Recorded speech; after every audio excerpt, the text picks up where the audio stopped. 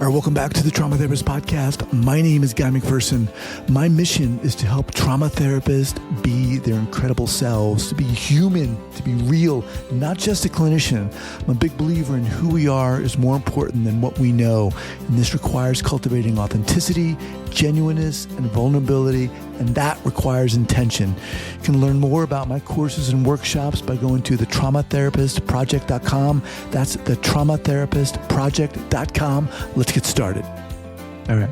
It's 5, 4, 3, 2, 1. All right, folks, welcome back to the Trauma Therapist Podcast. I am very excited to have as my guest today, Indi Safaddid-Bertarioni. Indi, welcome to the podcast. Thank you. All right. Very excited to have you here. So Indi is a daughter. She's a sister, a wife, a mama, a friend, a human, but you can call her Indi. She lives in sunny Florida and grew up in Northwest Georgia. Her homeland is Costa Rica. She says that becoming a wife, a mother, has transformed her mind, her body, her heart, and her soul. Through these transitions, she's discovered that connection is key within herself, within others, and the world. And she says that's what she needs to do. She started a personal blog in 2022 that's expanded to a conversation platform. She started a podcast called SoulMatter, an incredible podcast about humanness, for the relational being, the curious being, and the loving being. She has the honor and privilege of having conversations with other humans, and has become a dream come true. And I'll have that, of course, linked up. Indi, welcome to the podcast. Thank you. All right. So I kind of said it in the bio, but share with our listeners where you're from originally and where you are now. Yeah, definitely. I was born in San Jose, Costa Rica, to two amazing parents, and they immigrated to the United States with, three of us in tow. I was 3 years or 4 years old. It's always a little hazy. And I ended up growing up first we went to Florida, moved up to Georgia because of family connections. And that's honestly where I grew up the majority of my life, and came down to college to Florida and stayed here in Florida, sunny South Florida. Okay. Awesome. All right. So let's dive in here. How did all this come about for you, such that we're talking today? I mean, such that you're so interested in this idea of soul, of connection, of conversation. Yeah. How did this come about? Well, I've had my fair share of, what I'd consider trauma. And that definitely shaped me as a individual. And I think is what kind of sparked interest in other suffering, if that makes sense. So from a young age, I was asking kind of bigger questions. I lost my sister when I was 7 years old. I found her drowning. And oh my God. That was honestly one of the most, pivotal points in my life, where I was left kind of devastated at such a young age, confused, left with so much wondering about why, why does death happen? Mm. And from there, how old was she? She was 3 years old. Okay. Yeah, she was a little baby. And, that is just one of the things that kind of shaped my mindset, my perspective on the world. And I grew up moving a lot. We grew up kind of transplanting as immigrants. My parents just trying to make it work. And, they made some incredible sacrifices. I respect them. I love them. But it definitely put, me as a young person through a lot. And I think I took a lot from that. Even though it was hard, I just was left with this unending curiosity to know. And I think I carried that through in my education. I became so excited to learn. I would devour books. I loved nonfiction or fiction at one point, and, eventually started just looking for more knowledge. I think because of my upbringing, because of those experiences that shaped me. Okay. I want to ask you to get a little more specific here. So you said, you had experienced traumas that had impacted you. And of course, your sister's experience with your sister had impacted you. How did it impact you? How did it shape you? It broke me a little. I just had this existential question of why wasn't it me? I was the older one. You know, that day I carried I think it's natural for, in a sense, like a survivor of trauma, to wonder. So that experience in particular, outside of all the other experiences, was really one of the ones that left me wondering, you know, what happened? Mm-hmm. What went wrong here? And then this desire to live out my life differently because of it. You know, I lost her, kind of the aftermath of that incredibly devastating thing that happened to our family, you know, was a catalyst for me personally to, unfortunately, you know, rebel, question. It was always this like desire to know, you know, why am I here? Like, why was I not the one that day? I So felt you're this. talking, you were 7. Yeah. And at what age did this come about for you when you started to rebel, when you started to question? Honestly, it started pretty young. I just, you know, I think it was always this nature in me to be curious. I was very shy, so I was always the observer in a lot of situations. I had a lot of challenges learning English, having come here, and we only spoke Spanish at home. My parents drilled that in us. They're like, only Spanish at home. You can learn English with other peers and, you know, people outside of our home. And I think early on, I just wanted to engage and learn. And that sometimes that rebellion really did come from this deep existential place. Like, why am I here? Why did I survive? Why did I have to go through what I went through? And it came into this period. I think I was, you know, from 7, from that, you know, pivotal moment of losing her, suffering some sexual abuse as a child. And later on in life, I just started being rebellious. I was like, there's something wrong. I don't know if it was me. You know, I had so much shame. I held on. I carried this huge burden of expectation that a lot of times wasn't even just my own. You know, my parents were, you know, they're immigrants. So they put a lot of pressure on the eldest to perform per se, you know, and I know they didn't mean that, but I definitely had this very hard, like, upbringing where I felt like I have to meet their demands. I have to meet my own demands. And I started very early, you know, wanting to be a perfectionist and then running away from that, being like, no, I want to do this my way. Or, you know, if they said something, I try to do the opposite and always fail. But even from a very young age, 7, maybe even before 7, but I think 7 is when I became more aware of the world around me and how I interacted with it. And yeah, I was a tough kid. Yeah. I mean, I appreciate you sharing all that. I mean, that's a lot, an incredible burden for a young kid to bear. Was there a point, or at what point in as a young kid, was there a point when you said, you know what, I need to get some help? Oh yeah. And thankfully, what did that look like? It was intervention pretty early on. I acted out a lot. And, you know, my mom especially, you know, to share some backstory on her, she struggled with mental health. Her mother struggled with mental health. That experience broke her. And I showed up for her as best as I could. And then she showed up for me and recognized, you need help. We need help. So it was churches. It was eventually a therapist, like lines of therapists. I can remember just going from a therapist room to another at times in seasons where I was struggling. And that really was incredible. I can remember distinctly some of those experiences being me like, I don't want to be here. I don't want to talk to you. I remember once yelling at the therapist, I think I was like 10, I hate you. And she was like, okay. She knew it was not personal, but yeah, it was a lot of that. I did, thankfully, in moments of really tough, like, reactions from my end, I remember, you know, others, you know, pointing me to help. And that kind of also was that idea of like, oh, I don't like therapists. And then I ended up, you know, pursuing that. So I'm thankful for those people who showed up with this angry girl in that room and just were there. Like they just sat there and let me take it out on them.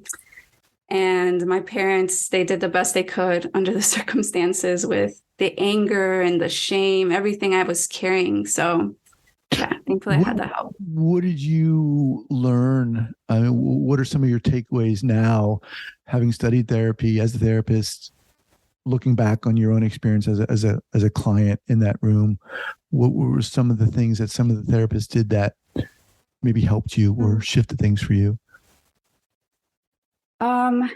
Well, from where I was more aware, what was happening, I quickly became, like I said, the observer in situations like that where I was like, I'm not budging, I'm not going to talk to you, or lashing out at some point when they triggered, they found out a way to get me to open up, was their persistence, just showing up. Like sometimes I could tell the difference between someone who really wanted to be there and others who were just like, oh, I'm getting paid to do this. Mm-hmm. And, you could kind of see it behind the glimmer in their eye or like their body, mannerisms and body language that they were having a hard time.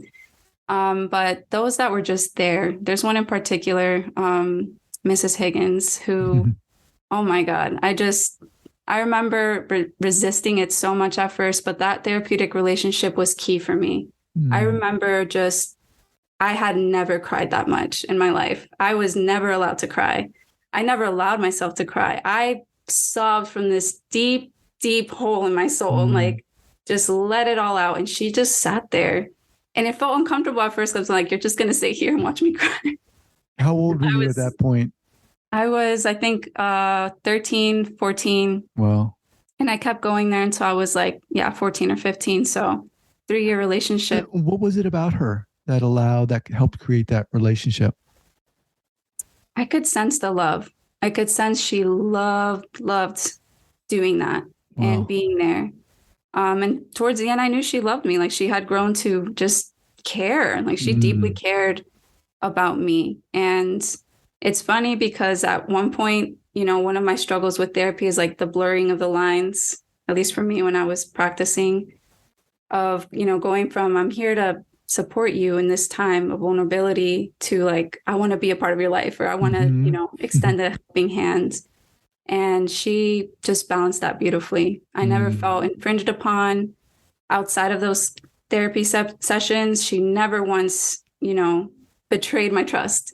Because that was a big thing growing up. I felt like anything I said to this therapist was going to get back to someone. So there's a lot of fear. There was no fear in that room. It was just incredible the amount of love I felt, in those moments where she was just there, just listening. Yeah. Wow. That's awesome. So let's jump ahead to your podcast and even the blogs things started out. Talk to us about how that came about. I mentioned, becoming a wife and, willingly choosing that. Because at one point in my life, I was like, I'm never going to get married. That's ridiculous. Like jaded about marriage. And I met Angel and things changed. So that was a huge transition for me. I went from hiding a lot. I think I always hid behind my performance in school and activities. And I was always afraid to just be myself. So when I married Angel, that kind of just went out the window. There was this courage within me, within him to just be ourselves. And I felt seen, I felt known. And that carried on to us, deciding to start a family. And it was hard. I have to say the whole transition period in the last 6 years has been hard for me. In what way? I just felt selfish. Like, was I supposed to do this? Like I wanted something for myself. And it felt, in a way I was giving, like willingly, of course, at times consciously. And then other times I'm like, is this what I wanted? And I constantly, center myself again and ground myself and recognize I do want this. And I want to work hard for it. I don't think this happened by chance. So it's been that transition. I wrote a lot as a kid and I was nervous to ever share it with anyone. I was like, I don't know if this is any good. And the blog came out of that place of like, hey, I think I'm going to share my thoughts with the world. And it was scary. And then it transitioned into, wanting to have a presence out there for others to feel comfortable to do the same. I when someone finds my blog or happens on anything I put out there, I just want them to feel welcome to do the same, to know me, and kind of an invitation for me to know them. That's what's driving me. I think that's what I found so alluring about the field of mental health, and still do. I'm passionate about that human piece in this world. Like, we're just connecting, we're talking, you're listening, I'm listening, and we're reflecting on those innermost thoughts. We don't just share our thoughts with almost anybody, but I felt comfortable to do it. I needed to do it. I felt like I just had to start writing, and it evolved into wanting to have a podcast, and just happenstance finding your workshop here last year and thinking, whoa, like, Guy McPherson's doing this. And I had been listening to your voice for a period of, since graduate school in 2016. And I went for it. And honestly, you inspired me so much that I was like, I found this courage within me to do the same thing what Guy has been doing. And that's where I'm at, essentially, I think where it came to fruition to do it. I appreciate you saying that. When we first talked, and when I heard you talk, you had and you have this just clear passion and love for, like you said, needing to connect with people, and you can feel it. And how do you like put that into a podcast? What are your thoughts on doing that? I think I want to just hear stories. That's a cultural thing, maybe, and also maybe just a human thing to want to hear stories. I like knowing people. I just like meeting them, talking to them. I could talk to a stranger anywhere. And the big reason I love traveling is because you happen to do that. It feels normal to just talk to random strangers sitting next to you on their way to the next destination. I think have compassion for people. I just want to know and care the way I think I have been known and cared for. I want to give it back almost. And it's intentional. I think I've recognized, like, I need to do this. I want to do this, and I will do this. So yeah, I need to do it. So there's that. Talk more, kind of unpack that need to do this. Why do you need to do this? I think I feel called to it. There's something so incredible about the curious imagination. I used to think, like, oh, maybe I'm so intuitive, or I don't want to use the word necessarily just intuitive, but I'm so curious for a reason. And from some of the conversations over time with people that matter to me, and some of the experiences that I've shared or have heard reflected back to me, shared with me, those narratives are kind of maybe what shaped me and propel me towards this. I just want to get it out there. Like, anytime there's something special to share about someone, it could be silly, it could sound like a silly story to them, but I've seen that specific story like transform myself. It's impacted me, like just hearing about it, and kind of keeping like this mental track of, wow, these people, it's kind of creepy, but I keep a list of people I've met. And I keep their names because their names matter to me now. I'm like, oh, I'm going to think of this person and just, remember this or that keynote about them. I did it when I was a therapist. I think it helped me stay organized with what client I was sitting with and the interactions. And it carried on into this, sounds creepy, but this list of people I care about. And I think that's special. I think it was done for me at some point to want to do that for other people, to just listen. I think I'm very relational. I always have been, and I've hidden behind the fear of doing that. Like, I didn't want to do that. I was like, why am I so, like, why do I care so much about people?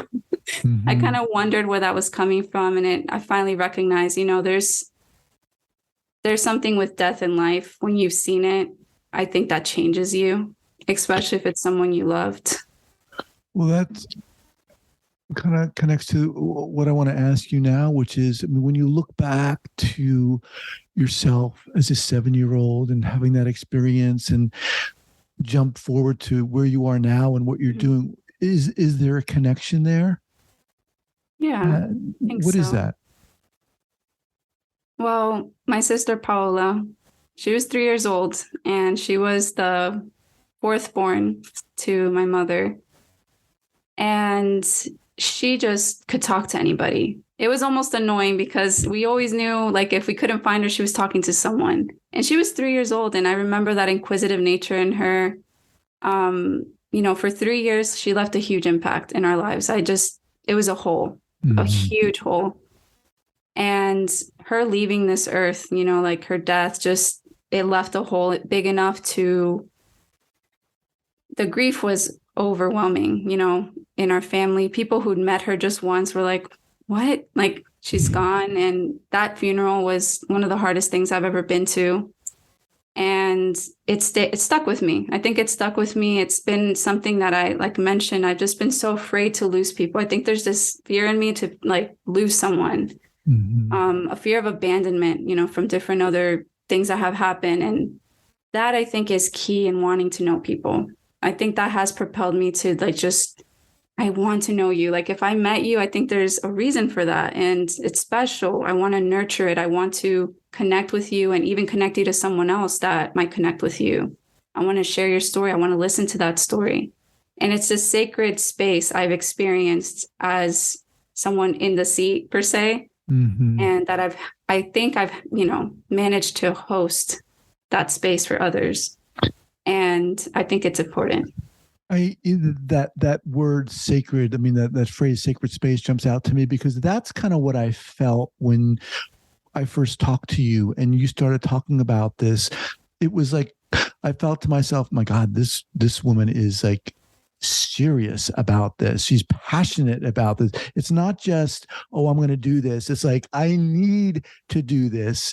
And I felt the power of your need to that curiosity and that almost that honoring of people's stories. And I think it even resonates for me more strongly because it's almost antithetical to our culture now where we're not taking the time to hear people, to engage with people. And yet you're creating this amazing space to do just that. Thank you. Yeah, I hope that's my intention moving forward, is doing just that.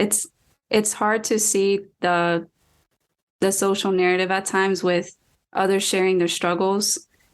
I've experienced it myself, maybe where you put something out there and you feel like it's received with radio silence, but it's on the web. It's on like this, whatever, the internet is.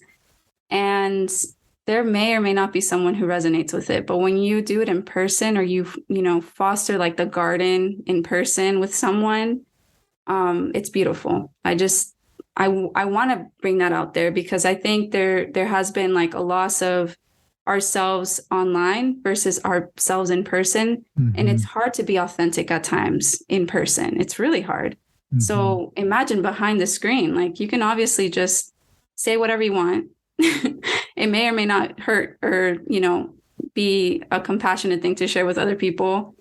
But that connection, like that witness to someone and their story, if they decide to share that is what is key. Like, I hope that is what gets across. If I do share something or invite someone into that opportunity, I think that's important. And I'm excited to see what happens with Open Authenticity. I've been following along and seeing the dates you have there. I think in the therapist field, there's a lack of community at times, like a lack of connection, even between therapists. I felt that at least that was my experience when I was in graduate school and deciding whether or not to, consider licensure. So I hope that can be healing for someone. That's my goal, is that it can be healing. I think I had a lot of inner work that I needed to do. And I'm doing it. It sucks.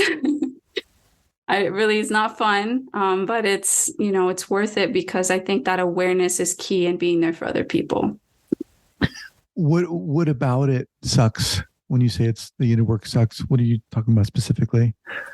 I avoided and denied there was something more, and I think the spectrum of trauma for any person, I think sometimes can either be like, oh yeah, that happened. And what about it, Or for me right now, I'm in this space where I'm like, oh my goodness, I'd never faced that. Like I just said it happened. I remember sharing times like at times with someone like this really scary piece of information and just watching a reaction and being like, ugh, that's why I don't tell people that, you know, that's why I don't share that. I'm scared to share it. I felt so vulnerable. Like I hate crying. I'm not someone who enjoys crying, but that inner work has been a lot of crying. It has been a lot of anger, like that comes up and I was like, I thought that was resolved. Why am I still angry? What's underneath that anger? And like exploring that. And it's been helping me just prune the bias, prune the fears, prune like the triggers for me as a person in relation with other people, not just in counseling, but definitely in just connection with people. Like I see when I do that, it's hard for me, but I know it invites someone else to do it, you know, like, oh, you know, this is not easy, but if you do it, you're going to feel almost free. Like after you're going to feel this, whoa, like it just changes things. I felt like it's transformed me a little bit going through this growing pain and self-awareness process and inner work healing journey. And it's been good, but it's hard. I think what you're doing with your podcast, SoulMatter, you know, you're creating a space for people to share very intensely, and it's obviously, and I'm sure you know this, is going to be very impactful on you. You know, because similarly for me, I wasn't expecting how much I was going to be impacted and even challenged to, you know, even be more vulnerable and be myself more. I wasn't expecting that, but I think you're even more overtly doing that in your podcast. And I think it's going to be really inspiring for the listener and also for yourself too. Get ready. I'm trying. Thank you. So let me just remind everyone, I'm speaking with Indi, Safaddid-Bertarioni. The podcast is called SoulMatter. And now you also got a group, correct? Do you want to talk about that? Yeah, Soul I'd Narrative? love to. Okay. What's going on with that? It's new. It's something I've been working on. I think I wanted to coincide them, doing SoulMatter, Soul Narrative, and it's really an open invitation right now. I want to get specific and just start like email listing specific people and be like, hey, do you want to do this? But it comes from this place of having done something called Story Group. And that changed me. Like literally, that was the first time ever in a church, for example, that I spoke about my feelings and it was welcomed. It was this deep, deep dive into like, what happened? You know, what's going on with you? Let's talk about what your needs are, what your desires are. And that's where this is coming from, honestly, from an inspiration of working through a lot of my own stuff and wanting to do that for others. So it will be small. I think I'm welcoming 5 people at most for now while I grow into it, to host this curious space, this open space to just talk. I will be inviting people to share specific stories about themselves. And there's no fixing. No fixing allowed. No one's allowed to turn into a therapist in those moments. And just, I want people to feel heard. I want them to feel valued because they do value. They do bring value to this world. So that's what that is. It's going to be small, open invitation to anyone interested. I tried to make contacting me as easy as possible if there's interest out there.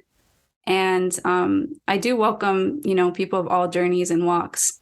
I think maybe over time I might need to become more specific, but I think right now there's just this willingness to just listen and be there. And like you mentioned, that might transform me too a little bit. It might impact me. Of course it will. Yeah. I think when you're doing something like that and being as open as you are and vulnerable as you are willing to be, you cannot help but be impacted by that.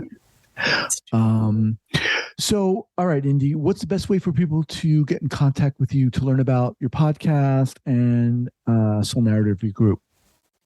Definitely welcome to find me on Facebook or Instagram. My website, you know, it all interconnects. So whatever you're more comfortable using, you know, you're welcome to use that. The website's there just to, you know, kind of be the go-to. So that's unfortunately right now the domain's not set up, but it's accessible through my Instagram, my Facebook, and I will respond through any medium you decide to reach out. Okay. Email, direct and message. I'll have it linked up here on the show notes page at the traumatherapistpodcast.com.